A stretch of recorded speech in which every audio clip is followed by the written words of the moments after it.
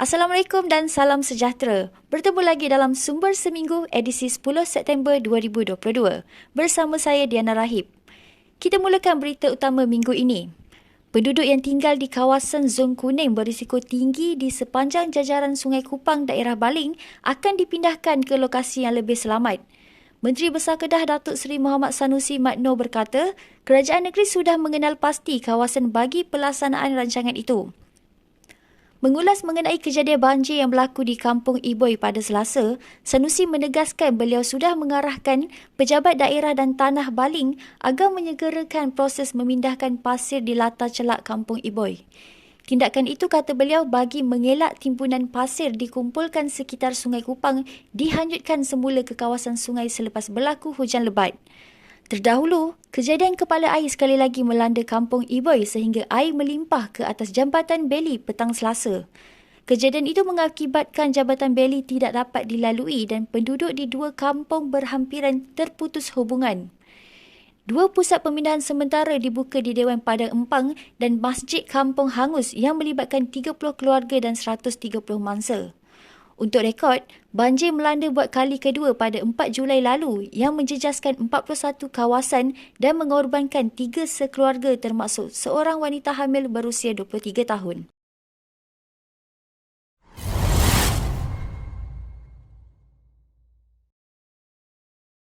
Kita teruskan ke berita mahkamah yang menjadi tumpuan minggu ini. Selepas gagal membatalkan 3 pertuduhan rasuah dan 6 pertuduhan pengubahan wang haram di Mahkamah Rayuan, Datuk Seri Abdul Aziz Abdul Rahim sekali lagi mengemukakan representasi kepada Jabatan Peguam Negara. Peguam Amir Hamzah Arsyad yang mewakili Abdul Aziz itu mengesahkan pihaknya telah menghantar representasi itu buat kali kelima. Mahkamah menetapkan 23 September ini untuk sebutan kes bagi mengetahui status representasi itu dan akan menetapkan tarikh perbicaraan baru sekiranya representasi itu ditolak. Pada 5 September lepas, Abdul Aziz gagal dalam rayuannya untuk membatalkan 3 pertuduhan rasuah dan 6 pertuduhan pengubahan wang haram. Panel 3 hakim terdiri daripada Datuk Seri Kamaluddin Mat Said, Datuk Abu Bakar Jais dan Datuk Cik Muhammad Ruzima Ghazali memerintahkan perbicaraan kes di Mahkamah Session diteruskan. Bagaimanapun, panel itu membenarkan rayuan bekas pengerusi tabung haji itu bagi membatalkan 4 pertuduhan pengubahan wang haram. Untuk rekod, Abdul Aziz 55 didakwa atas 3 pertuduhan menerima rasuah berjumlah 5.2 juta ringgit dan 6 pertuduhan pengubahan wang haram bernilai RM972,414 berhubung projek jalan raya di Perak serta Kedah. Kesemua perbuatan itu didakwa dilakukan di 5 buah bank di Ibu Negara antara 6 September 2010 hingga 10 April 2018. Jika sabit kesalahan, beliau boleh dipenjara maksimum 15 tahun dan didenda tidak kurang daripada 5 kali ganda jumlah atau nilai hasil daripada aktiviti haram itu pada masa kesalahan itu dilakukan atau 5 juta ringgit yang mana lebih tinggi.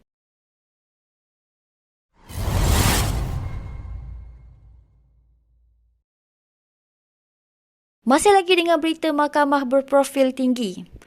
Keputusan sama ada Datuk Seri Dr. Ahmad Zahid Hamidi akan dibebaskan atau diperintahkan membela diri terhadap 40 pertuduhan rasuah berhubung sistem visa luar negara akan diketahui pada 23 September ini. Hakim Mahkamah Tinggi Datuk Muhammad Yazid Mustafa menetapkan tarikh itu selepas selesai mendengar hujah pihak pendakwaan dan pembelaan di akhir kes pendakwaan selama 4 hari bermula 1 September lepas.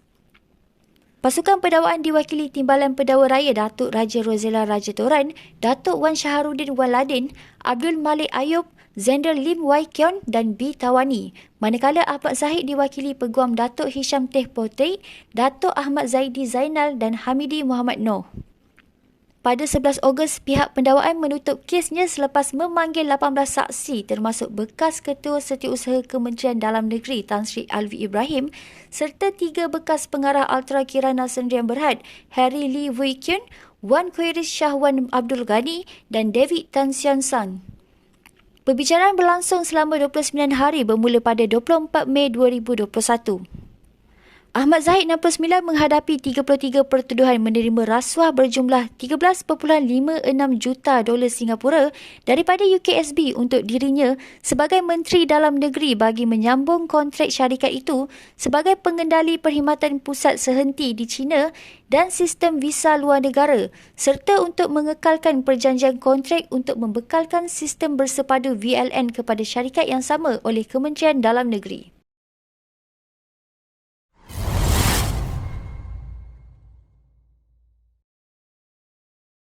Beralih ke berita yang menggemparkan rakyat Malaysia. Polis telah menahan bapa kepada seorang pelakon remaja perempuan yang didakwa membuat gangguan seksual terhadap anaknya pada Rabu. Menurut Ketua Polis Daerah Subang Jaya, Asisten Komisioner Wan Azlan Wan Mamat, permohonan reman telah diperoleh daripada mahkamah sehingga Isnin depan untuk siasatan lanjut. Menurutnya, polis turut merampas sebuah telefon bimbit daripada suspek yang kemudian dihantar ke Jabatan Forensik PDRM untuk dianalisa. Manakala saringan air kencing ke atas suspek adalah negatif serta tidak mempunyai sebarang rekod lampau. Dalam satu kenyataan terdahulu, Wan Azlan berkata mangsa juga sering dipertontonkan dengan video lucah dalam telefon bimbit bapa kandungnya. Kejadian itu dipercayai berlaku sejak 2013 sehingga 2017. Tambah Wan Azlan, mangsa turut menyatakan kejadian itu berlaku ketika mangsa berusia 6 tahun dan ketika itu mereka tinggal di kawasan Subang Jaya. Baru-baru ini, pelakon berusia 15 tahun menerusi satu temubual di YouTube membuat pendedahan mengejutkan mengenai sikap sebenar bapa kandungnya yang didakwa suka menonton filem lucah. Menerusi temubual itu, pelakon itu turut mendakwa dia sering diraba dan dicium bapa kandungnya ketika dia berusia 5 hingga 6 tahun. Lelaki itu juga didakwa melakukan gangguan seksual terhadap pelakon remaja itu termasuk melakukan onani di hadapannya. Malah, dia dikatakan mengajak anak perempuannya itu menonton video lucah bersama-sama. Bapa mangsa juga turut telah membuat laporan polis bagi menafikan segala pertuduhan yang dilemparkan oleh anaknya itu.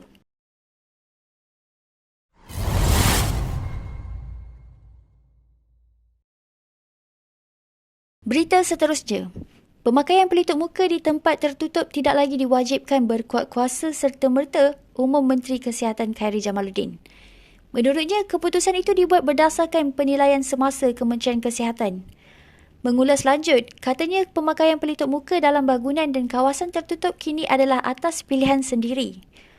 Jelas Khairy, pemilik premis boleh menentukan sama ada pengunjung wajib memakai pelitup muka untuk memasuki premis mereka atau sebaliknya. Tambah beliau, meskipun pemakaian pelitup muka kini adalah pilihan namun, terdapat beberapa situasi yang pemakaiannya masih diwajibkan di tempat-tempat awam seperti ketika menggunakan perkhidmatan pengangkutan awam dalam bas, kereta api, teksi, termasuk perkhidmatan e-hailing, kapal terbang serta bas, van pekerja dan van sekolah. Selain itu, pelitup muka juga diwajibkan semasa berada di fasiliti kesihatan seperti hospital, klinik, rumah penjagaan, pusat hemodialisis dan yang setara dengannya. Beliau turut menasihatkan kepada individu yang bergejala seperti demam, batuk, sersema dan berisiko tinggi seperti warga tua, orang dengan penyakit kronik, individu dengan imuniti rendah dan ibu mengandung digalakkan terus memakai pelitup muka. KKM juga menggalakkan pemakaian pelitup muka ketika melakukan aktiviti bersama orang yang berisiko tinggi seperti warga emas dan kanak-kanak. Terdahulu, media melaporkan berkuat kuasa 1 Mei 2022, pemakaian pelitup muka di luar bangunan dan kawasan terbuka tidak lagi diwajibkan tetapi atas pilihan individu.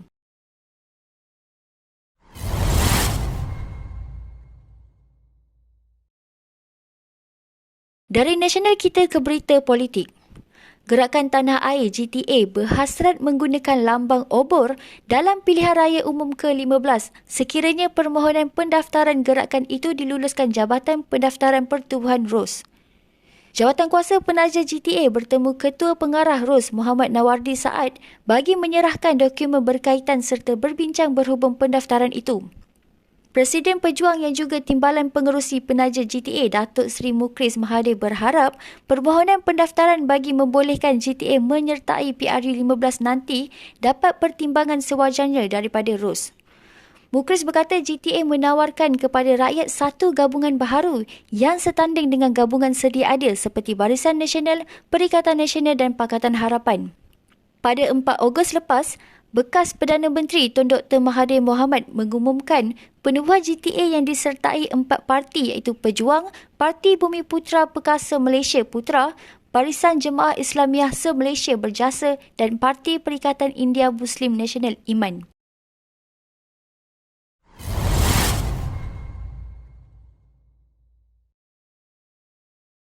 Berita politik seterusnya. Parti Ikatan Demokratik Malaysia Muda sebulat suara bersetuju untuk menyertai Pakatan Harapan sebagai salah satu parti komponen dalam gabungan itu. Perkara itu diputuskan melalui persidangan pilihan raya muda yang berlangsung pada Isnin dan Selasa. Presidennya Syed Saddiq Syed Abdul Rahman berkata pihaknya terbuka untuk mengadakan perbincangan secara rasmi dengan Majlis Presiden PH berhubung perkara itu. Menurutnya, perbincangan secara tidak rasmi bagi penyertaan muda dalam PH telah dilakukan sejak pilihan raya negeri Johor. Pada sidang media sama, Syed Saddiq turut mengumumkan penubuhan jawatan kuasa pilihan raya muda yang dipengerusikan oleh Timbalan Presiden Muda Amirah Aisyah Abdul Aziz. Bagaimanapun, Majlis Presiden Pakatan Harapan belum berbincang mengenai hasrat muda menyertai gabungan itu. Ketua Penerangan Parti Keadilan Rakyat Fahmi Fazil berkata, fokus utama mesyuarat Majlis Presiden PH kini lebih kepada rundingan agihan kerusi untuk pilihan raya umum ke-15. Menurutnya, tiada kenyataan rasmi mengenai hasrat parti muda itu, sebaliknya kenyataan tersebut hanya dibuat melalui media pada Selasa.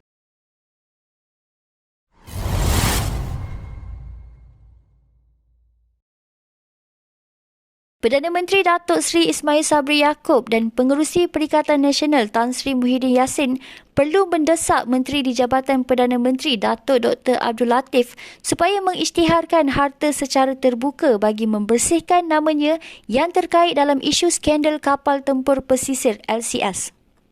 Pengarah Strategi PKR Akmal Nasrullah Muhammad Nasir berkata, pihaknya membuat laporan Suruhanjaya Pencegahan Rasuah Malaysia terhadap Dr. Abdul Latif untuk memastikan siasatan yang telus dapat dijalankan serta-merta.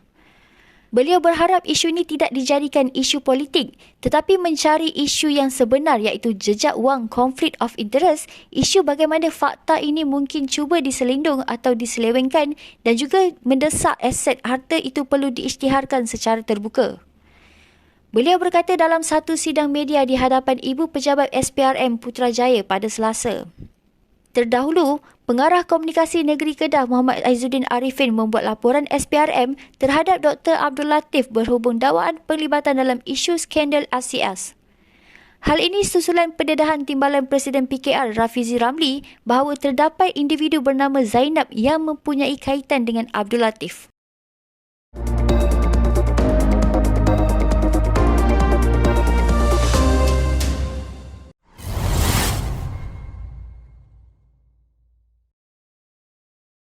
Global minggu ini dimulakan dengan berita mengejutkan di London apabila Ratu Elizabeth II, pemegang tahta monarki Britain paling lama berkhidmat, mangkat di usia 96 tahun pada Jumaat. Baginda memegang tampuk pemerintahan sejak 70 tahun lalu dimasukkan ke hospital pada Khamis. Seluruh anggota keluarga diraja bergegas untuk berada di sisi Ratu Elizabeth selepas pasukan perubatan bimbang dengan kesihatan baginda. Justru baginda dinasihatkan untuk berada di bawah pemantauan perubatan. Susulan itu, Istana Buckingham menerusi kenyataan ringkas memaklumkan tempoh berkabung seluruh negara iaitu selama 10 hari. Ratu Elizabeth yang menaiki tahta sebagai raja melakar sejarah sebagai pewaris tahta tertua di dalam sejarah Britain.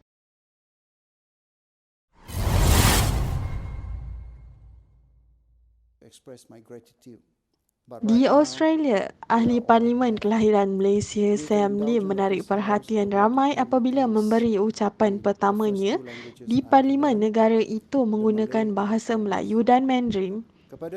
Sam, mewakili Parti Buruh, dilantik sebagai ahli parlimen selepas memenangi kerusi Perth di Tangney pada pilihan raya umum Australia.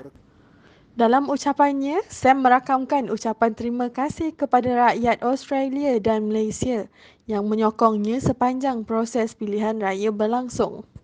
Sementara itu, perkara ini dikongsikan oleh Pembantu Menteri Hal Ehwal Luar Australia Tim Watts menerusi video yang dimuat naik di laman Twitter pada Rabu.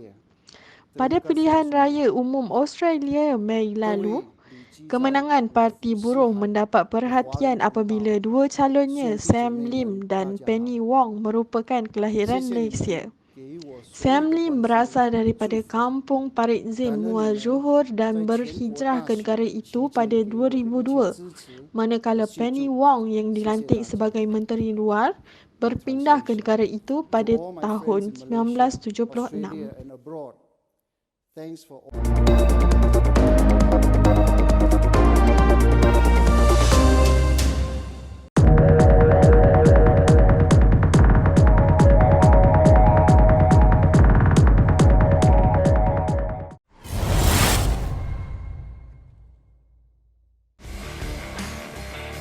Skuad dashball lelaki negara kembali mencipta sejarah apabila muncul juara dunia selepas menjuarai kejohanan dashball dunia 2022 di Edmonton, Kanada.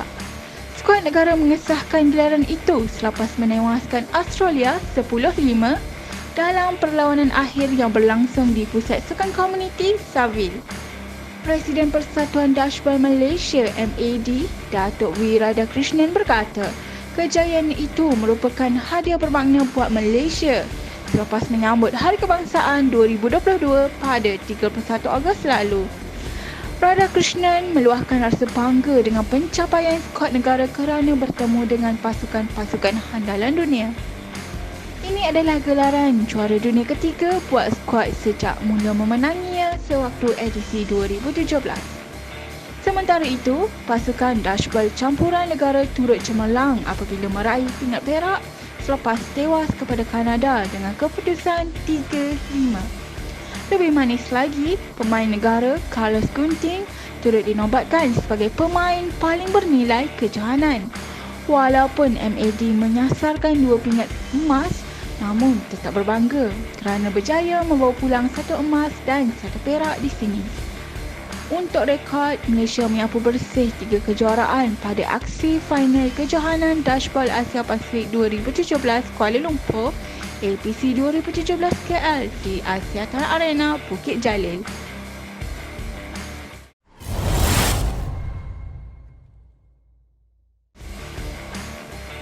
Kita beralih kepada berita sukan di luar negara. Robert Lewandowski menandakan penampilan pertamanya dalam Liga Juara-Juara bersama Barcelona menerusi jaringan hat-trick ketika skuad Xavi Hernandez membelasah Victoria Pleasant 5-1 di Camp Nou. Barca yang gagal melepasi peringkat kumpulan musim lalu juga menyaksikan Franck Kessié dan Ferran Torres meledak menerusi persembahan hebat. Lewandowski kini menjaringkan 8 gol dalam hanya 5 penampilan buat kelab baharunya dalam semua kejohanan. Gergasi dari Catalan itu akan berkunjung ke Allianz Arena Selasa depan bagi ujian sebenar bagaimana mereka sudah bersedia sejak 12 bulan lalu selepas Bayern menang 2-0 di San Siro. Lewandowski kini mendahului Karim Benzema yang berada di tangga ketiga penjaring terbanyak Liga Juara-Juara dengan 87 gol dan yang pertama buat kelab baharunya. Lewandowski muncul pemain pertama meledak hat-trick dalam Liga Juara-Juara bersama 3 pasukan berbeza.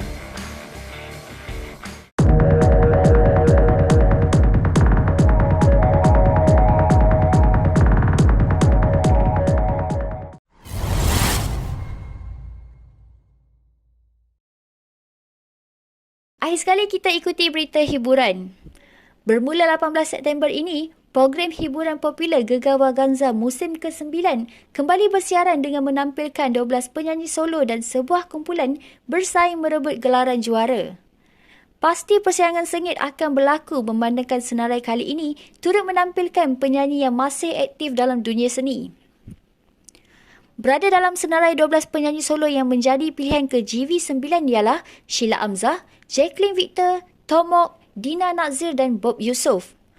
Penyanyi solo lain ialah vokalis kumpulan Deep Gapsi, Ashid, Fuad Rahman, Hazrul Nizam, Roy Kapila, Haida, Pat Candy dan Tom. Sementara satu-satunya peserta berkumpulan yang tersenarai sebagai peserta GV9 ialah kumpulan VE yang dibarisi oleh Zaf, Cham, Adib dan Hakim. Dalam pada itu, 3 pengkritik turut dikekalkan iaitu Datuk Ramli MS, bidu wanita dari Indonesia Hetty Koes Endang dan pensyarah serta penghibur Datuk Syafina Selamat. Sementara itu, Naib Presiden Strategi Pembangunan Kandungan Hiburan Melayu Astro Rakim Ahmad berkata, musim baharu GV dapat menarik perhatian nama-nama besar penyanyi tanah air untuk bertanding di sebuah platform yang sudah terbukti kemasyhurannya. Juara program ini akan membawa pulang wang tunai RM100,000, sementara naib juara ditawarkan RM50,000, manakala pemenang tempat ketiga akan dihadiahkan RM30,000. Pastikan anda sentiasa bersama Sumber Kini dengan berita lebih menarik dan informatif menerusi laman media interaktif Facebook, YouTube, Instagram dan TikTok Sumber Kini. Assalamualaikum dan salam sejahtera.